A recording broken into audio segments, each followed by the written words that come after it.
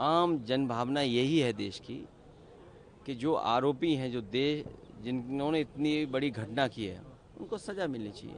Report मेरी जानकारी में नहीं है, मैं डिटेल में रिपोर्ट नहीं पढ़ी है मैंने, लेकिन उससे भी महत्वपूर्ण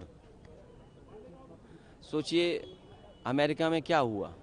कहीं ऐसा तो नहीं न्यूज़ को दबाने के लिए नई न्यूज़। ये नया ज़माना है जहाँ टैरिफ पे, ये टैरिफ बड़ा सवाल है कि भारत की हमारी अर्थव्यवस्था जहाँ पिछले 11 सालों से ना जाने कितने संशोधन हुए हैं, नया जीएसटी कानून आया, नोटबंदी कर कर के पैसा जमा बहुत हुआ, उसके बाद क्या अर्थव्यवस्था बनेगी हमारी, किसको लाभ पहुंचेगा, किसका नुकसान होगा। और जैसा मैंने पहले कहा, फिर मैं कहता हूं, भारत की अर्थव्यवस्था जो हमारा पड़ोसी देश है वो बर्बाद कर देगा। सरकार को जहां अमेरिका से वहीं चीन से भी बड़ा खतरा है, ज़मीन तो छीन ही रहा है, वो हमारा व्यापार भी छीन रहा है, उससे सावधान रहना चाहिए।